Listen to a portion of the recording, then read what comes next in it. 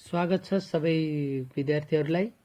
आज हामी कक्षा 7 को पाठ 5 साहित्यकार झमक घिमिरे भन्ने जीवनी साहित्यकार झमक घिमिरेको जीवनी पढ्नेछौँ।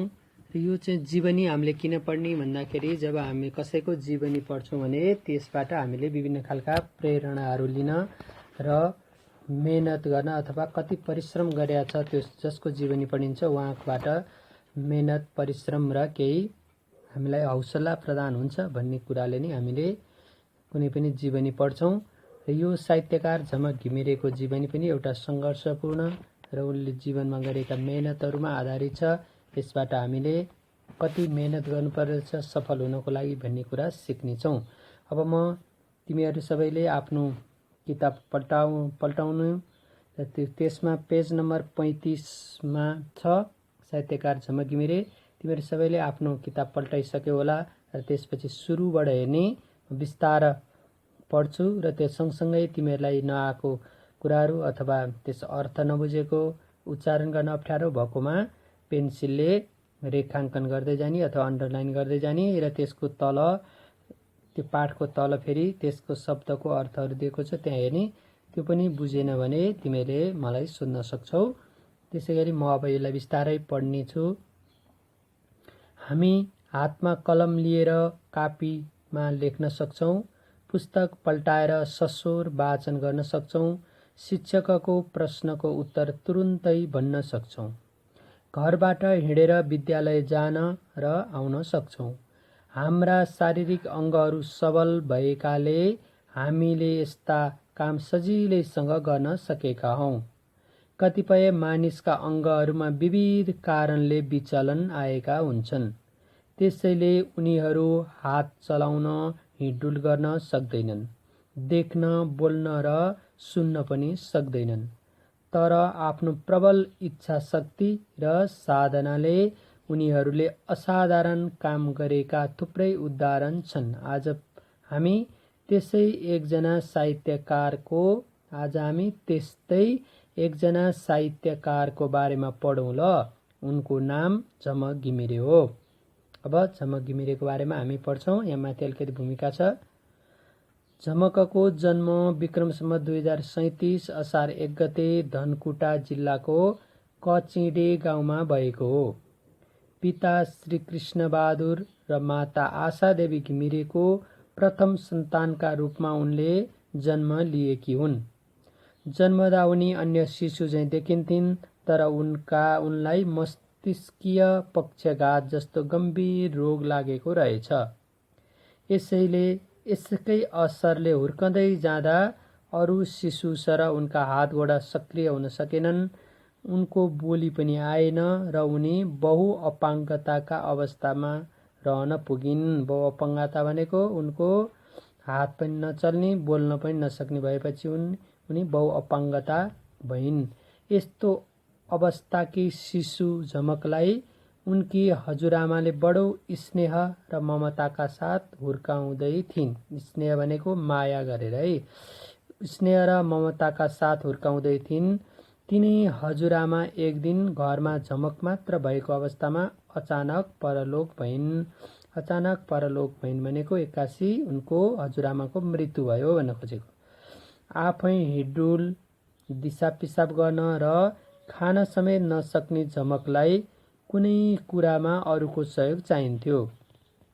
यी सबै काम गरेर हुर्काउने स्नेहमयी हजुरआमाको निधनपछि झमकको जीवन झन कष्टकर बन्यो। निम्न वर्गीय किसानका छोराछोरीले पाउने सुविधा भनेको रुखो सुखो खाना, एक सरो नाना र सामान्य शिक्षा हो।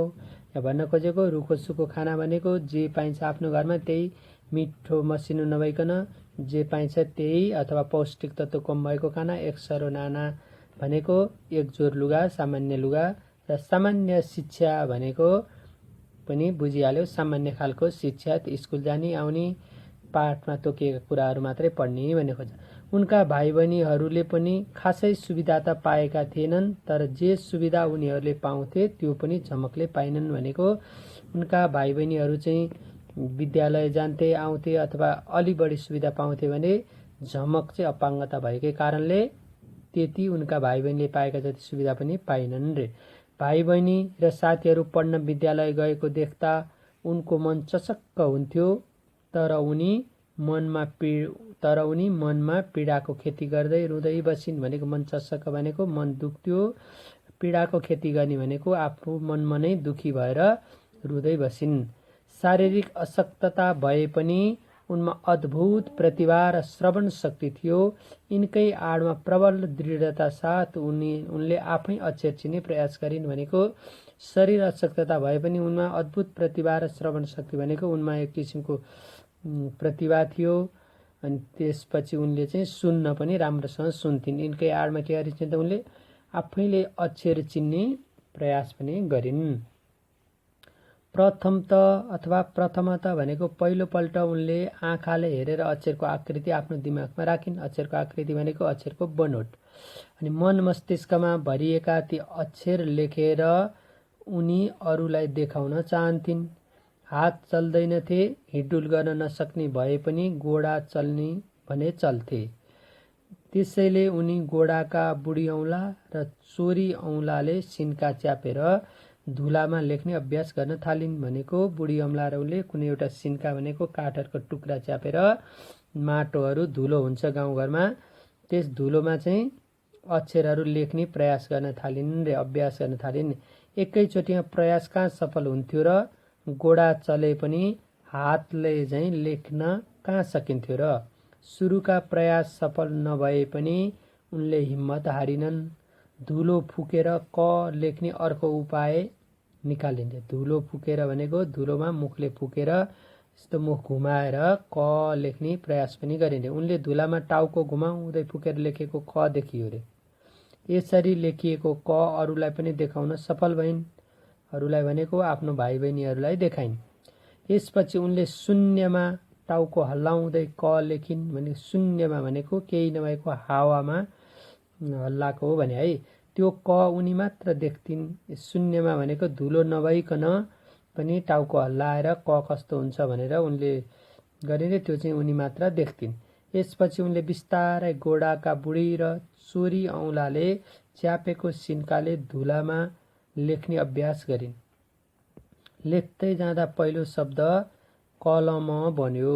यसरी उनले आफ्नै तरिका, युक्ति, कडा साधना र बलबुताले अक्षर लेख्न सकिन्। भनेको आफ्नै तरिका भने आफ्नै युक्ति भनेको जुक्ति, कडा साधना भनेको मेहनत हो र अभ्यास, साधना भनेको पनि अभ्यास हो, कडा अभ्यास हो। र बलबुताले अक्षर लेख्न सकिन्। बलबुता भनेको नि प्रयास, बल लगाएर भन्यो।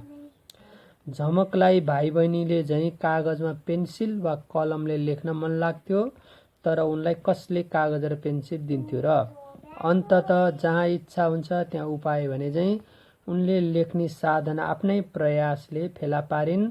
रातभर घाँसमा परेको शीत बिहान कचौरामा बटुलेर त्यसमा गोडाको बुढी औँला चोपी ढुङ्गामा लेख्न थालिन्। भनेको त्यो शीत भनेको पानी हो, घाँस पात झारमा पानी हुन्छ, त्यसलाई कचौरामा जम्मा पारेर अनि पानीमा चोप्दै ढुङ्गाहरूमा लेख्दाखेरि त्यो अक्षर लेख्न थालिन्। तर एकैछिनमा ढुङ्गा सुकेर अक्षर हराउँथ्यो त।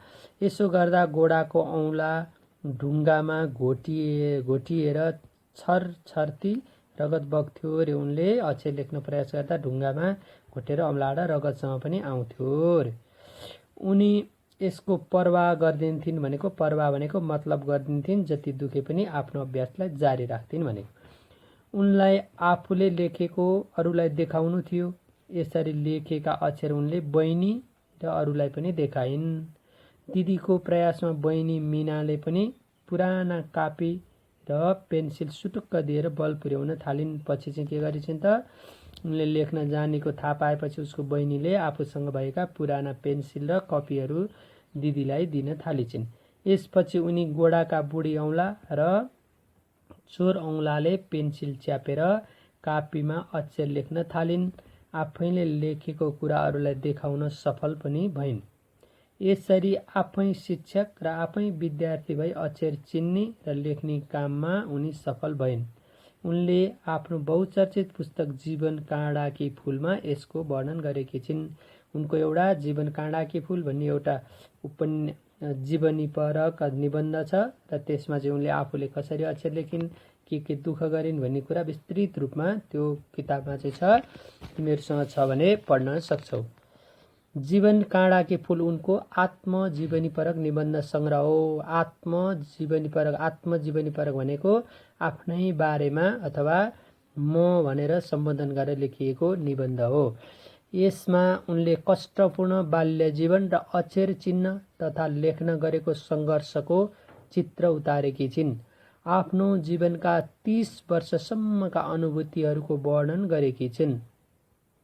नेपाली सामाजिक संस्कार र तिनका खराब पक्षहरूको पर्दाफास गरेकी छन्। पर्दाफास भनेको तिनीहरूलाई बाहिर ल्याउने, फ्लास गर्ने भनौँ न, पर्दाफास गरेकी छिन्।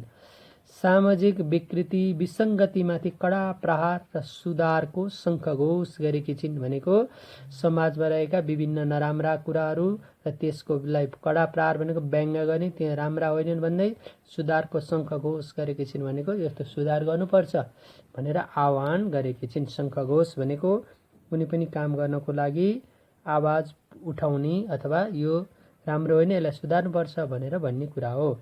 आफ्नो बाल्य जीवनको करुण कहानी लेखेकी छिन्। करुण कहानी भनेको दुःखपूर्ण, कसरी दुःखपूर्ण भएको छ जीवन भन्ने कुरा त्यसमा लेखेकी छिन्। यो कृति पढ्दा जसका पनि आँखा रसाउँछन्, भनेको मान्छे रुन्छन् अथवा आँखा आँसु आउँछ भन्न खोजे।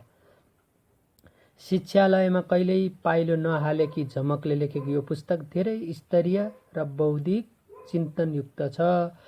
शिक्षालय भनेको विद्यालयमा कहिल्यै नगएको भन्न खोजे। त्यो स्तरीय भनेको एकदम राम्रो स्ट्यान्डर्ड र बौद्धिक चिन्तनयुक्त भनेको एकदम धेरै पढे लेखेको मान्छेहरूले लेखेको जस्तो तर्कपूर्ण छ भनेको। विक्रम सम्वत 2067 यो कृति प्रकाशित भएपछि उनी राष्ट्रिय स्तरमा नै चर्चित भइन्। भनेको त्यो कृति अथवा त्यो जीवन काँडाकी फुल नलेखुन्जेलसम्म उनी आफ्नो सीमित गाउँघरमा अथवा आफ्नो परिवारमा सीमित थिइन् भने जब त्यो पुस्तक प्रकाशित भयो त्यसपछि उनी चाहिँ राष्ट्रिय स्तरमा अथवा देशभरि नै उनको चर्चा हुन थाल्यो। उनले विभिन्न पुरस्कार प्राप्त गरिन्, कदर पत्र तथा नागरिक अभिनन्दनद्वारा समेत सम्मानित भइन्। तीमध्ये Lions Club of Holy City Siddharthnagar भैरवाको आयोजनामा सम्पन्न विक्रम सम्वत 2068 को नागरिक अभिनन्दन अतुलनीय छ। भने नागरिक अभिनन्दन भनेको सबै मान्छेहरूले अथवा ठुलो मासले उनलाई अभिनन्दन गर्ने नै हो। त्यो चाहिँ अतुलनीय छ भनेको के त, त्यो एकदम बिर्सिन नसक्ने छ, अरूसँग तुलना नगर्ने छ, राम्रो उत्कृष्ट छ भन्न खोजेको। सो अभिनन्दनमा समाजको सबै वर्गको हजारौं जनताको उत्साहपूर्ण उपस्थिति थियो। यो समारोहमा झमकलाई रथारोहण सहित नगर परिक्रमा पनि गराइएको थियो। भनेको रथमा राखेर सहरमा घुमाइएको पनि रहेछ सम्मान स्वरूप। उनलाई 2,11,000 रुपियाँ पुरस्कार स्वरूप प्रदान गरिएको थियो। यसअघि विक्रम सम्वत 67 उनी नेपालमा साहित्यतर्फको नोबेल पुरस्कार मानिने 2 लाख रुपियाँको मदन पुरस्कारबाट पनि पुरस्कृत भएकी थिइन्। भनेको त्यही जीवन काँडाकी फुल भन्ने किताबको लागि उनलाई एउटा नेपालको नोबेल पुरस्कार भनेको नेपालको सबभन्दा चर्चित र धेरै धनराशि भएको मदन पुरस्कार भन्ने चाहिँ उनलाई दिएको थियो। यसै वर्ष उनले उत्तम शान्ति पुरस्कार, शङ्कर लामिछाने पुरस्कार तथा पद्मश्री सम्मान पुरस्कार पनि पाइन्। भनेपछि यिनले के विभिन्न पुरस्कारहरू पनि पाउन थालिन्। यसअघि विक्रम सम्वत 2055 मा उनले कविताराम बाल साहित्य प्रतिभा पुरस्कार पाएकी थिइन्। विक्रम सम्वत 2056 मा उनलाई अस्वीकृत विचार साहित्य पुरस्कार प्रदान गरिएको थियो। त्यसै वर्ष उनलाई क्याप्टेन गोपाल प्रसाद जनकल्याण पुरस्कार र अपाङ्ग प्रतिभा पुरस्कार पनि प्रदान गरियो। विक्रम सम्वत 2062 मा उनी डाक्टर विमला वाणी पुरस्कारद्वारा पुरस्कृत भइन्। त्यस्तै विक्रम सम्वत 2063 मा धनकुटा प्रतिभा पुरस्कार र विक्रम सम्वत 2065 मा क्षेत्रीय प्रतिभा पुरस्कारद्वारा पुरस्कृत भइन्। उनलाई विक्रम सम्वत 2057 मा तत्कालीन सरकारले प्रबल गोर्खा दक्षिण बाहु चौथो उपाधि प्रदान गरेको थियो। यसरी उनले कडा मेहनतबाट विभिन्न पुरस्कारहरू पनि पाइन्। हामीले 35, 36 र 37 पेजको आज पढ्यौँ। अर्को कक्षामा बाँकी तिमीहरूको 38 र 39 पेजको म पढाउने छु। आज लामो छ। आज चाहिँ हामी यसको तल के छ त शब्द अर्थ, यो शब्द अर्थ पनि एकचोटि म कसरी पढ्ने भनेर तिमीलाई भनेको छु। जस्तो सस्वर वाचन, स्वर निकालेर अरूले सुन्ने गरी पढ्ने काम। सस्वर वाचन, स्वर निकालेर अरूले सुन्ने गरी पढ्ने काम। सबल, बलियो, सशक्त। प्रबल, दरिलो, इच्छा शक्ति, कुनै काम गर्ने शक्ति, आत्मबल। साधना, लामो समयसम्म एकाग्र भई गरिने अभ्यास, अटुट प्रयास। मस्तिष्कीय पक्षघात, मस्तिष्कका कतिपय तन्तुले केन्द्रलाई सूचना सम्प्रेषण गर्न बाधा भएको अवस्था। कष्टकर, कष्ट दिने, दुःखदायी। या मस्तिष्कीय पक्षघात भनेमा के छ त यो मस्तिष्कका कतिपय तन्तुले केन्द्रलाई सूचना सम्प्रेषण गर्न बाधा भएको अवस्था भनेको के त हामीले जुन पनि कुरा के त मस्तिष्कमा गएपछि मात्रै थाहा हुन्छ, तर उनकोमा चाहिँ के अरे त त्यो सूचना प्रदान नहुने भनेको कुनै पनि कुरा मस्तिष्कले राम्रोसँग काम नगर्ने भन्न खोजेको हो। अब यहाँ अर्को छ के भने चाहिँ यसो 38 को तलको पेज नम्बर हेर फेरि रुखो सुखो पर्याप्त पौष्टिक तत्त्व नभएको, एक सरो एक जोर भित्री नहालेको भनेको पातल हो भनेको है। पीडाको खेती, दुःख उब्जाउने काम, दुःखको खेती। अशक्तता, कमजोरी। अद्भुत, अनौठो, असाधारण। प्रतिभा, सहज ज्ञान, बुद्धि। श्रवण शक्ति, सुन्ने शक्ति। प्रथमत सबैभन्दा पहिले, प्रथमत सबैभन्दा पहिले। पेज नम्बर 37 को फेरि आत्मजीवनी परक, आफ्नो जीवनसँग सम्बन्धित संस्कार, प्राचीन कालदेखिको चलन र व्यवहार, पर्दाफास, खुला रूपमा देखाउने काम, उदाङ्गो पार्ने काम। विकृति, खराबी, विसङ्गति, अमिल्दो कुरा। शङ्खघोष, शङ्खको झैँ टाढासम्म सुनिने आवाज, बुलन्द आवाज। करुणा, टिठ लाग्दो भनेको दुःख लाग्दो, करुण, टिठ लाग्दो, दुःख लाग्दो। नागरिक अभिनन्दन, देशका नागरिकद्वारा गरिने सम्मान। नोबेल पुरस्कार, स्विडेनका वैज्ञानिक अल्फ्रेड नोबेलद्वारा स्थापित अन्तर्राष्ट्रिय स्तरको पुरस्कार। यति हामीले 35, 36 र 37 को सस्वर वाचन पनि गऱ्यौँ। अनि यसपछि यिनीहरू यहाँ शब्दार्थ पनि पढ्यौँ। यसपछि हामी कक्षा कार्यको रूपमा तिमीहरूलाई यहाँका केही यही शब्दहरूको वाक्य बनाउन दिन्छु भने तिमीहरूले घरमा चाहिँ यही पुस्तकलाई राम्रोसँग पढ्ने र यहाँ उत्तर भन भने केही गृह कार्यको रूपमा पनि तिमीलाई म केही यहाँ पछि दिनेछु। अहिले चाहिँ यो अडियो भिडियो सुनेर तिमीहरू सबै गर्ने र अरू मैले यो पुस्तकको सबै पाठको फोटो पनि पठाउँछु, त्यो फोटो पनि सेभ गर्ने अथवा बुक नहुनेहरूले र यसरी पढ्ने।